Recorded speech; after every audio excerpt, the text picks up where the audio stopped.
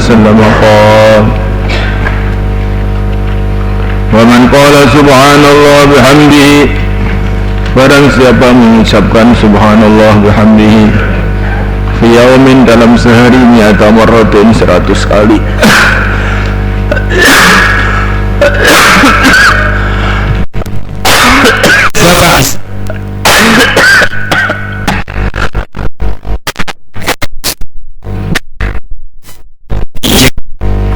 Allah.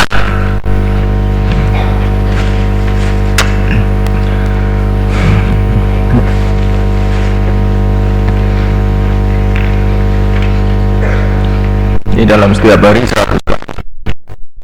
Mufirat maka diampuni untuknya dosa-dosanya.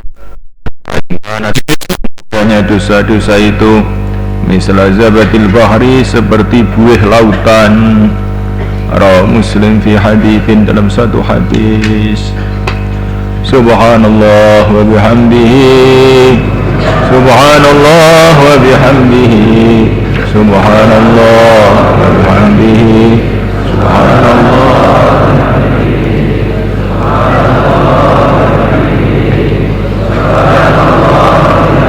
Apabila Allah subhanallah bihamdihi mi'a marrah subhanallah bihamdihi mi'a marrah.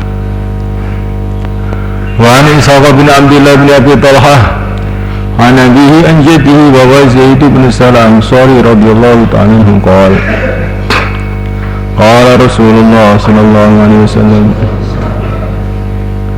man qala la ilaha illallah barang siapa mengatakan la ilaha illallah dakhalal jannah maka dia masuk surga. Aw wajibat atau wajib lahu baginya al-jannatu surga.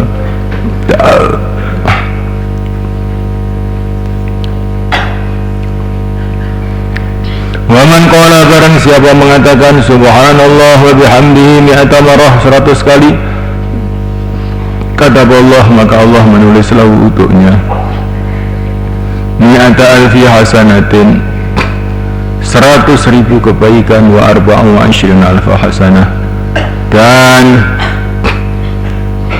24.000 kebaikan 124.000 kebaikan. Qalu para sahabat mengatakan ya Rasulullah idan bila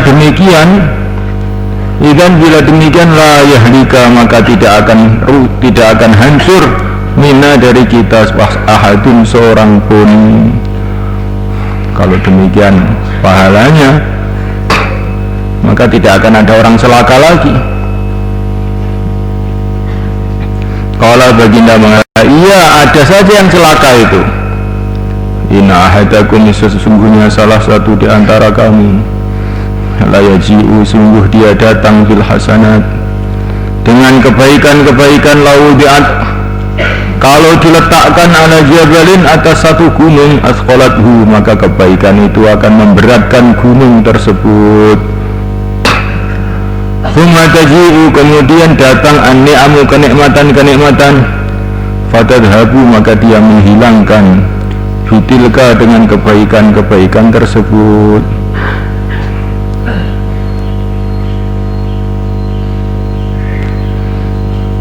Sumaya tatawalu kemudian memberikan anugerah ar-Rabbu Tuhan ba'da dalika setelah hilangnya kebaikan-kebaikan tersebut firahmatihi dengan rahmat Allah rawal hakim wa qala sahih isnad wa rawahu bin Nahbi min tariq Ayyub bin Abdul Yamami an Abad bin Rabban bin Umar. Allah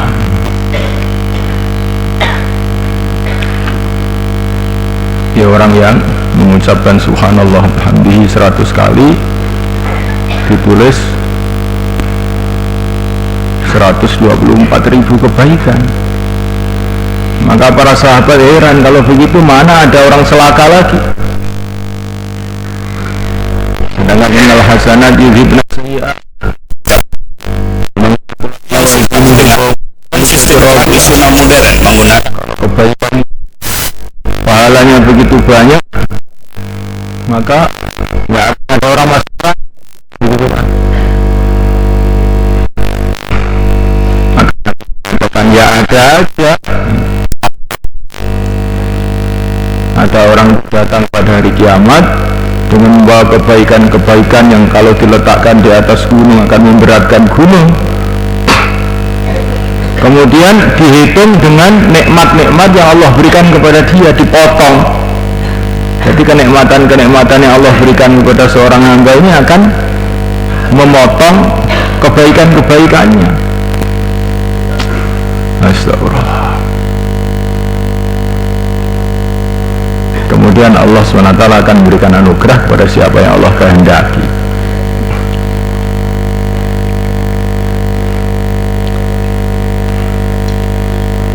Jadi kenikmatan-kenikmatan dunia ini walaupun halal walaupun halal itu akan mengurangi nilai kebaikan-kebaikan yang kita buat.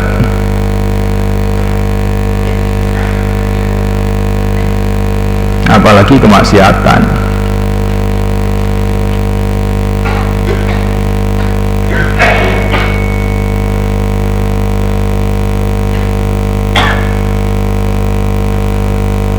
Nggak diceritakan bagaimana ada umat pada zaman dulu yang ibadah sekian ratus tahun, tapi ketika ibadahnya dihitung dengan nikmat mata saja, maka ibadahnya tidak cukup untuk membayarnya.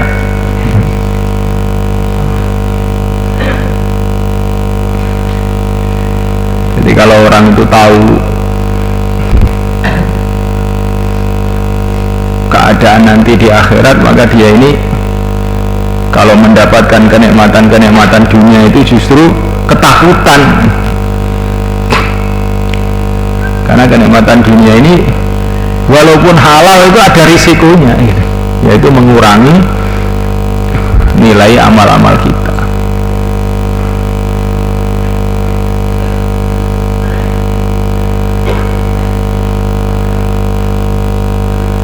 Maka kita ini harus berbuat kebaikan sebanyak-banyaknya.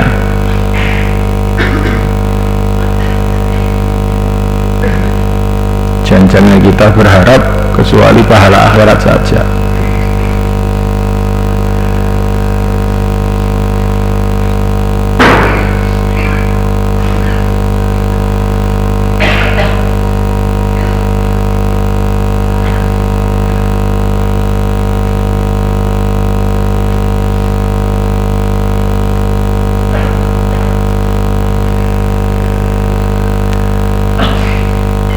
Wan Abi Umamah radhiyallahu ta'ala qala Rasulullah SAW, man qala subhanallah bihamdihi, barang siapa mengucapkan subhanallah bihamdihi, karena maka adalah dia itu mislami hati badanah, seperti korban 100 unta. Idza qala, ketika dia mengucapkannya, mi'ata maratin 100 kali. Rata broni bi hati senyati insyaallah.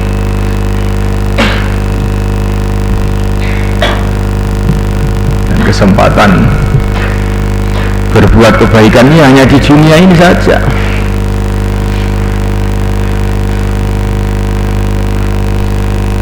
Kemudian juga kesusahan-kesusahan yang Allah berikan kepada orang yang beriman di dunia ini,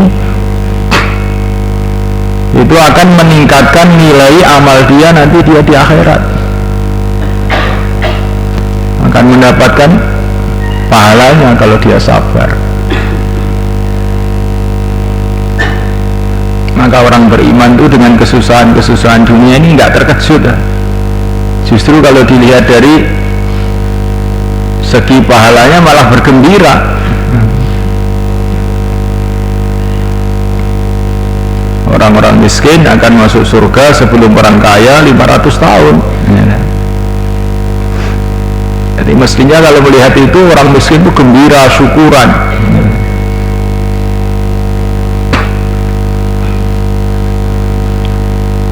Tapi manusia melihat dunia saja, sehingga kalau kaya syukuran, kalau miskin tangisan. Ada sebentar lagi yang terjadi sebaliknya.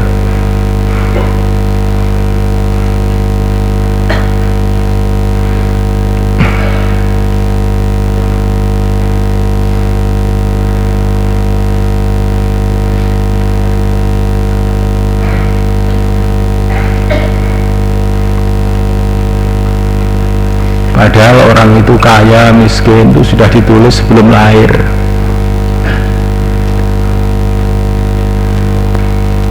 Nggak usah ingin kaya, kalau memang tulisannya kaya tetap kaya. Nggak usah ingin miskin, kalau sudah tulisannya miskin ya tetap miskin. Tetapi kalau kita ini cita-cita kita ini ingin jadi orang miskin saja, maka kita dapat pahala. Seperti Rasulullah doa, Allahumma ij'al rizqa ali Muhammadin quta. Ya Allah, jadikanlah rizkinya keluarga Muhammad ini makanan secukupnya saja. Jadi Nabi itu tidak ingin rizki yang berlebihan, makanan secukupnya aja. Tapi sudah takdir Allah bahwa jadaka ilang faghna, akhirnya Rasulullah itu dibikin kaya juga oleh Allah. Tapi dia tetap dapat pahalanya zuhud.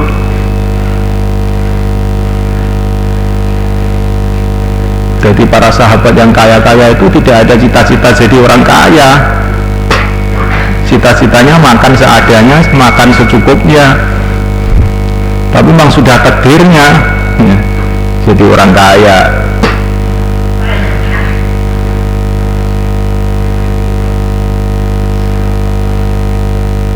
Nah, jadi jangan bercita-cita dunia, cita-cita dunia jangan. Cita-cita itu akhirat saja. Nah, kalau cita-cita kaya yang sodakoh terus itu boleh apa enggak, Pak? Ada, zaman kami ingin kaya, ya. Sehingga pertanyaannya ada aja.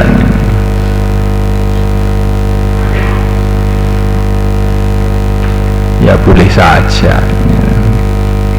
Perkara halal.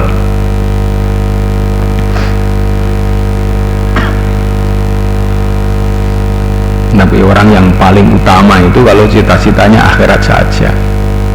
Adapun dunia ini, nahnu qasamna bainahum ma'isyatahum fil hayatid dunya.